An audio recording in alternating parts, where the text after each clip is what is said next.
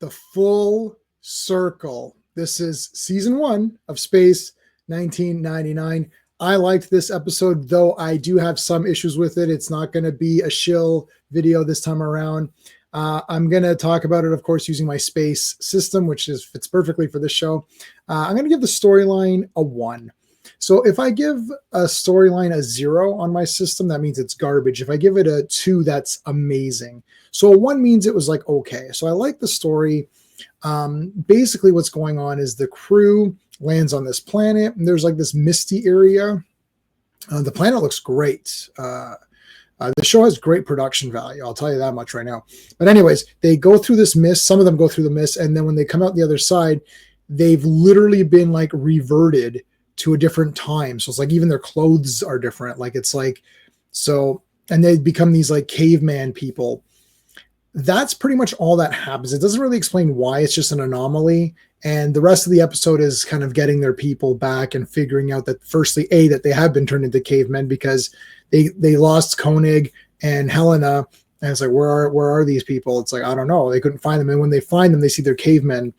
So majority of the episode is trying to locate them and then fight these cave people off. And then Sandra has a little bit more to do because she is captured and then she needs to escape and all of that. So there's that.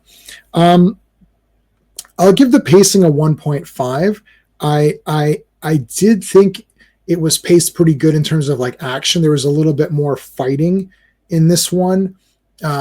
Just with like they shooting some lasers and just like physical fighting.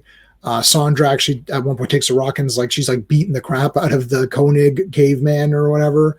So it was pretty decent. It wasn't edge of your seat because once you figured out that, oh, hey, these are the actors, like you couldn't really tell with anybody. You couldn't tell with Barbara Bain actually, which is great. Cause you saw the girl, I was like, hey, is that the doctor? I was like, oh my God, no, I don't know if that's her.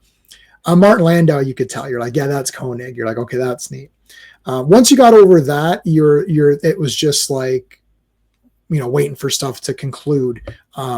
Whereas other episodes, I find that I'm engaged in like, oh my God, like how are they going to fix this? Right. This was more like, okay, go back through the mist and then you'll be fine. For the artistry, I'm going to give it a 2 out of 2. This show looks amazing. I'm constantly like blown away at how awesome everything looks. This planet looks really cool. The cave area looks awesome. All the stuff with the eagles and everything is really neat. Look, I mean, I still think it holds up pretty damn good. I don't know what to tell you. I think it's better than Star Trek. Now, I haven't watched Star Trek in its unaltered form. If you see my reviews of Star Trek on this channel, you'll notice that I always mention that I do have the Blu-rays and I watched all of the upgraded effects. Listen, I paid for Blu-ray. I want to see what they did with the effects. I'm going to rewatch Blake 7 with updated effects as well. What do you want? I'm not against watching it the old way. The old way is awesome. Obviously, the unaltered Star Trek would be the best. You want to preserve what it was. But the Blu-rays give you an option to switch to the better effects. So I like to see that. So I don't know, but I'm pretty sure from the last time I watched the unaltered Star Trek, this seems better, which is crazy. But anyway, characters. Yeah, characters, 1.5.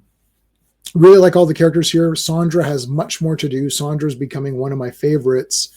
Victor is still number 1 for sure. But Sandra's really, really cool. I like all the stuff with her. She fought back.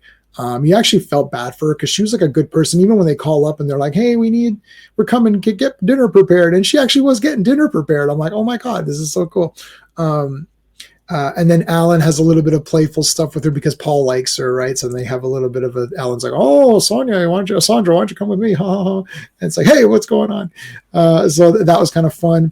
Ultimately, though, there wasn't a lot of like character things to do. Like, it's just like, okay, we've just got to figure out these cavemen. Like, that's it, right? So it's not like there was some crazy stuff going on.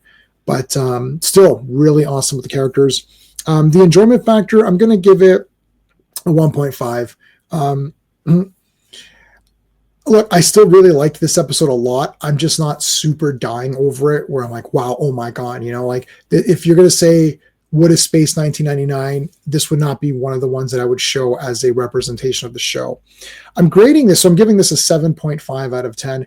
You have to remember as well that I'm not grading these based on other shows. So the way my space system works, you're looking at it within the context of itself. So this is Space 1999.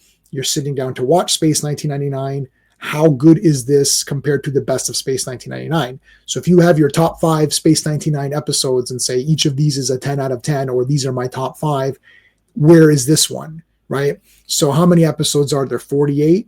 Yeah. So there's 48 Space 1999 episodes. I think it's 24 and 24.